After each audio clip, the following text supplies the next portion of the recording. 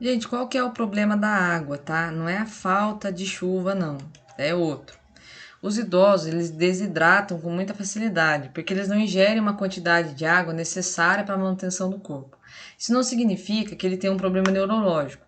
Os idosos, eles não bebem tanta água como eles deveriam, porque eles não sentem sede, tá? O mecanismo que avisa a gente da hora que a gente tem que tomar água, que é justamente aquele que nós não devemos esperar que ele aconteça, né? Então a ideia é você beber água antes que o seu organismo avise que você está com sede. No idoso não funciona direito.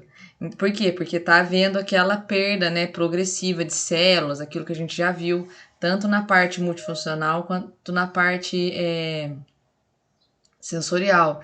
Então, vai havendo essa perda progressiva, né, de algumas funções. O mecanismo de sede é um deles. Então, ele não bebe água porque ele não sente sede.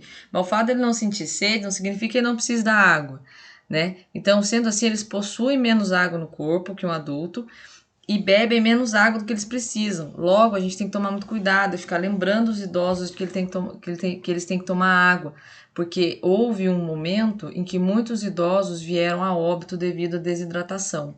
Por isso que chamou atenção essa questão da água, tá? História de saúde mental. Os problemas de saúde mental não são detectados facilmente nos pacientes idosos, tá? A gente começa a achar que é velhice, que tá ficando velho, tá ficando chato. Isso eu já escutei assim de várias, né? De várias fontes. Então, diferente do que acontece em pacientes jovens, nos idosos, os sintomas de problemas mentais, eles podem ser tristeza, desespero, episódios de choro, né, que podem indicar depressão. A irritabilidade pode ser sintoma, né, afetivo primário também da depressão. Ou os pacientes podem apresentar disfunção cognitiva. A ansiedade generalizada é o distúrbio mais comum encontrado em pacientes idosos com frequentemente acompanhada de depressão, tá? Pode-se questionar o idoso sobre episódios de delírio, alucinação, né? Cuidados de saúde mental anteriores, né? Se ele já passou pelo psiquiatra, se ele já teve internado, se ele já fez uso de alguma droga psicoativa, né? E se ele já teve mudança recente de circunstância, mudou de casa, mudou de cuidador, esse tipo de coisa.